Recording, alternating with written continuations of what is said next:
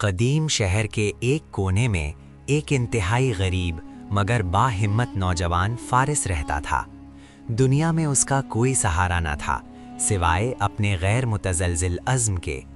اس کی سب سے بڑی آرزو بس یہ تھی کہ اسے سر چھپانے کے لیے ایک چھوٹی سی جگہ مل جائے اور اتنی معمولی سی آمدنی ہو کہ اسے خالی پیٹ نہ سونا پڑے۔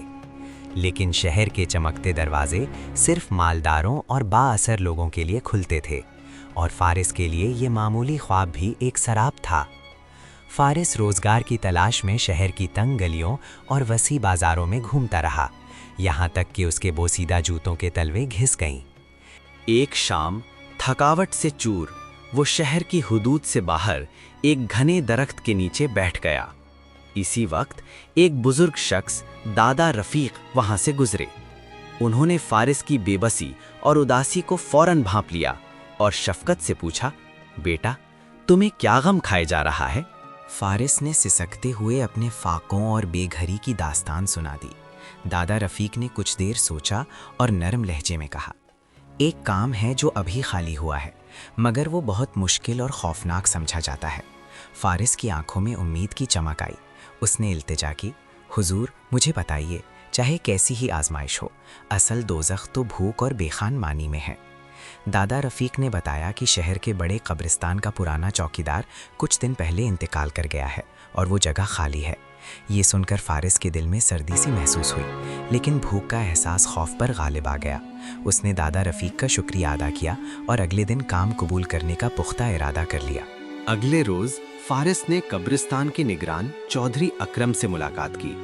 چودھری اکرم نے اسے ڈرایا، بیٹا یہ رات کی نوکری ہے، یہ جگہ صدیوں پرانی ہے اور یہاں کے سونسان ویرانے میں بڑے حوصلے والا ہی ٹک سکتا ہے۔ کیا تمہارا دل اتنا مضبوط ہے؟ فارس نے غربت کو یاد کیا اور عزم سے کہا، حضور سچ پوچھیں تو بھوک کا ڈر کسی سائے کے ڈر سے بہت بڑا ہے، میں تیار ہوں۔ چودھری اکرم نے اسے ایک پرانی زنگ آلود لوہے کی چابی اور ایک چھوٹا دھواں دینے والا چراغ دیا۔ انہوں نے مرکزی دروازے کے ساتھ بنی ہوئی مٹی کی چھوٹی سی چوکی دکھائی۔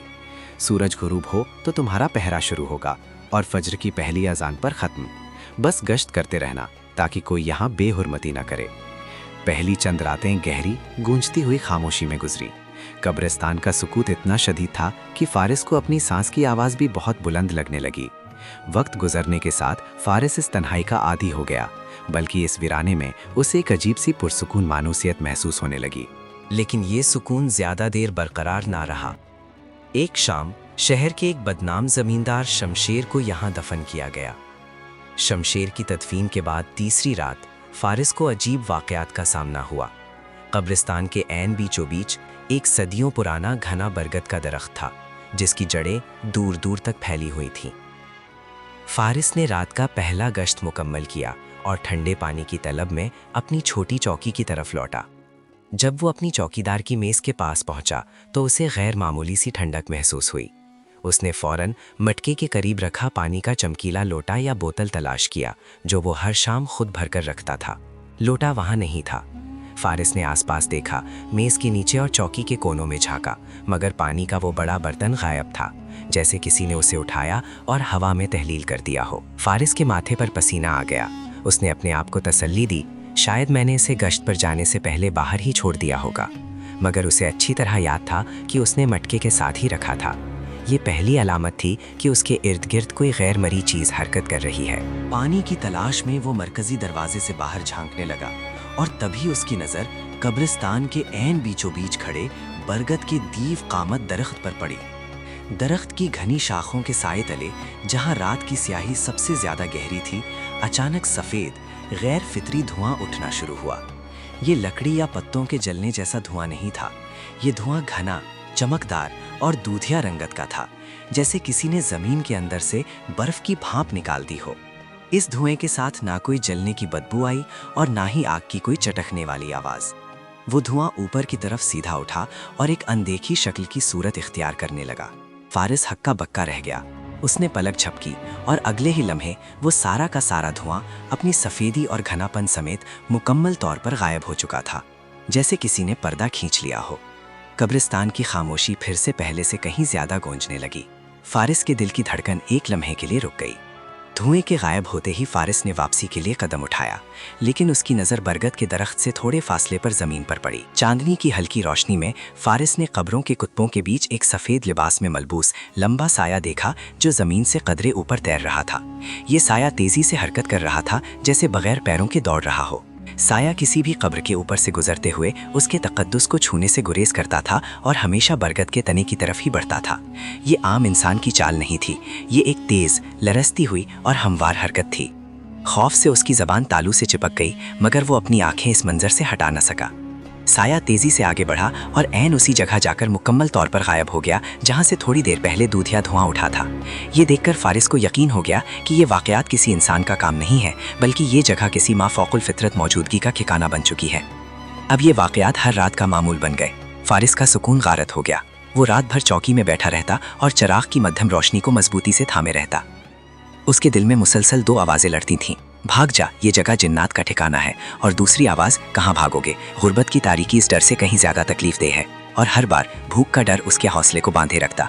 एक रोशन चांदनी रात, जब धुआं पहले से कहीं ज़्यादा घना और डरावना था, फारिस ने फैसला किया कि वो आज हकीकत जान कर रहेगा। वो चुपके से बरगद के दरख्त की मोटी जड़ों के पीछे छुप गया और चिराग बुझा दिया। जब उसने सर बाहर निकाला तो वो मंजर देखकर उसका खून रगों में जम गया। धुएं के बीच एक निहायत गमगीन मगर हसीन लड़की घुटनों के बल बरगद के तने के साथ बैठी थी। उसके बाल बिखरे हुए थे और वो अपने नाजुक हाथों से मिट्टी खोद रही थी, जबकि उसकी आंखों से आंसू बह रहे थे। फारिस का खौफ यकदम हमदर्दी में बदल गया। वो आहिस्ता से उसकी तरफ बढ़ा। लड़की ने उसे देखा तो हड़बड़ा कर गिर गई। दूर रहो, मैं कोई नुकसान नहीं चाहती, उसने खौफजदा लहजे में कहा। फारिस ने नरमी से कहा, डरो मत, मैं इस जगह का चौकीदार हूँ। खुदा के लिए मुझे बताओ, तुम कौन हो और आधी रात को यहाँ क्या कर रही हो? लड़की ने गहरा सांस लिया। उसकी आंखों में हैरत और राहत के मिले जुले तासुरात थे।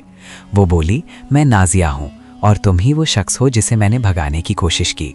नाजिया ने फिर अपनी कहानी सुनाई। शमशेर उसका जालिम चचा था। उसके नेक वालिद ने अपनी सारी ज़िंदगी की जमा पूंजी, सोने के सिक्कों और कीमती जेवरात से भरा एक छोटा लोहे का संदूक कब्रिस्तान में दफन की थी, बरगद के दरख्त के नीचे, क्योंकि उन्हें यकीन था कि कब्रिस्तान के बीचों बीच दरख्त की गहरी जड़ों के नीचे कोई इस अमानत को नहीं ढूंढ पाएगा और लोग यहाँ खुदाई करके कब्रों की बेहुरमती से भी डरेंगे।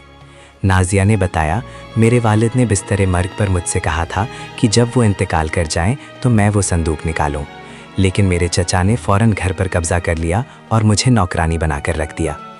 फिर शमशेर अचानक मर गया। मैं आज़ाद हुई और फ़ौरन यहाँ आई, लेकिन जब मैंने तुम्हें पहरे पर देखा तो मैं डर गई कि शायद तुम मेरी अमानत मुझसे छीन लोगे। इसीलिए मैंने वहम पैदा करने की कोशिश की, तुम्हारा पानी छुपाया, बुखूर जलाकर धुआं पैदा किया और साए की तरह घूमती रही ताकि तुम खौफजदा होकर भाग जाओ। फारिस का दिल लरस गया। उसने महसूस किया कि नाजिया की तकलीफ़ उसकी गुर्बत से कहीं ज़्यादा गहरी है।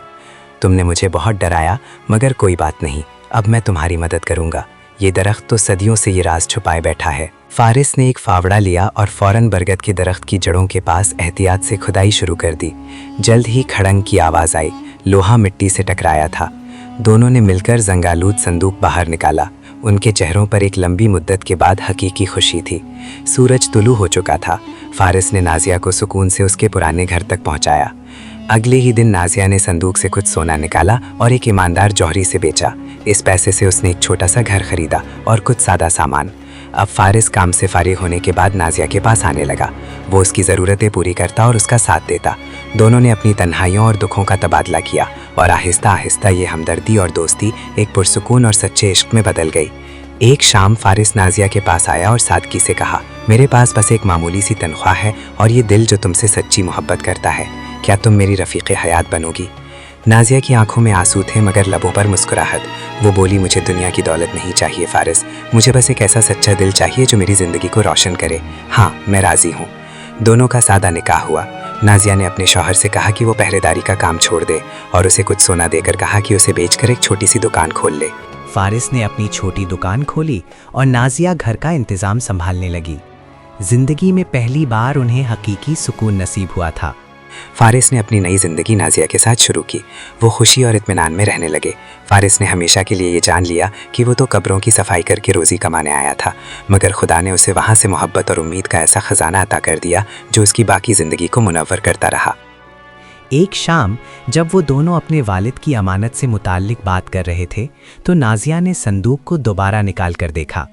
अगरचे उन्होंने ज़्यादातर सोना बेच दिया था, मगर संदूक का निचला हिस्सा अब भी किसी राज को छुपाए हुए था।